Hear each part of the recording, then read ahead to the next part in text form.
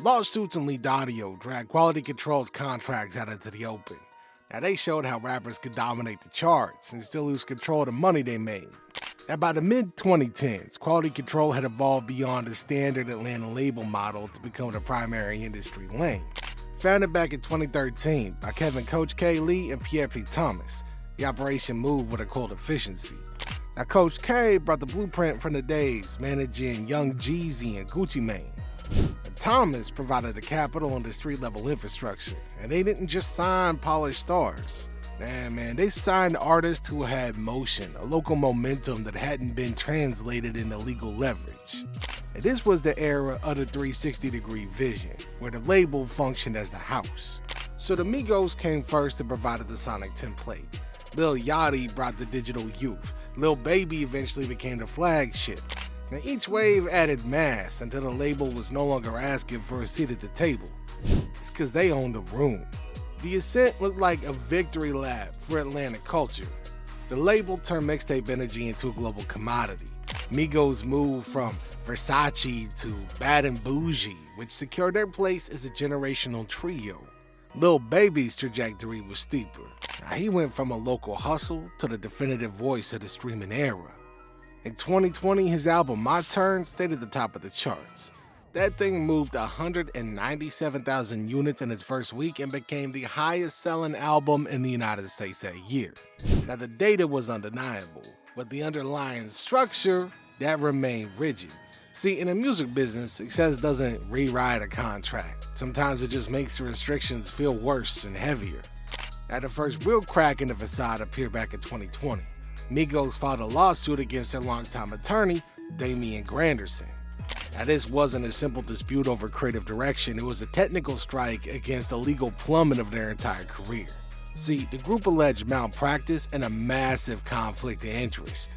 The core of the claim was that Granderson represented both Migos and Quality Control simultaneously during their most critical negotiation windows. See, they argued that the lawyer who was supposed to be their shield was actually working for the label to ensure the deals favored the house over the talent. Now, according to the filing, Migos believed that they was being cheated out of millions through unreasonable compensation structures. The lawsuit exposed the common reality in the industry.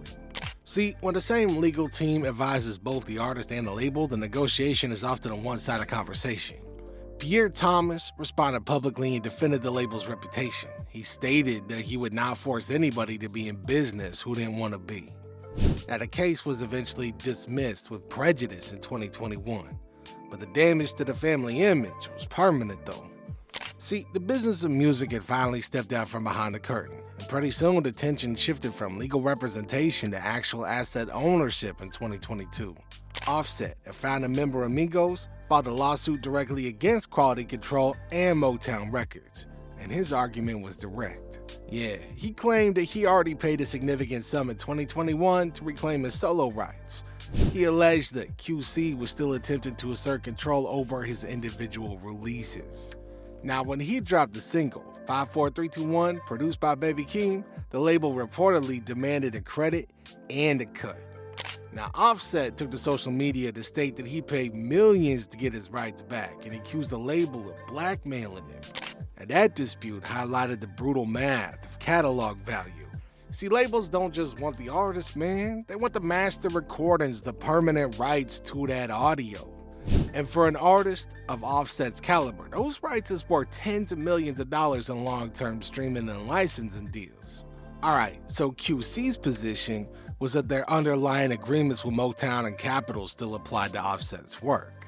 Now, this was a structural battle over who would own the Offset brand for the next 50 years. Alright, August 2023, the lawsuit was dismissed after a private settlement.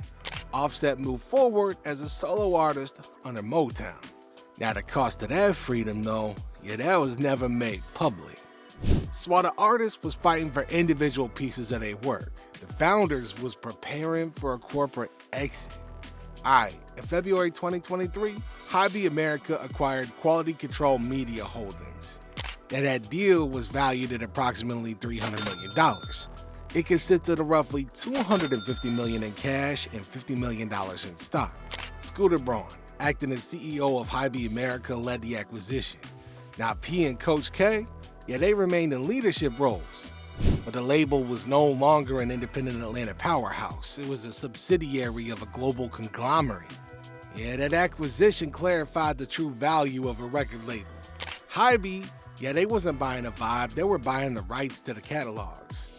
That $300 million valuation, yeah, that was built on the backs of thousands of songs recorded in Atlanta studios over the previous decades. But for the founders, man, it was the ultimate payday.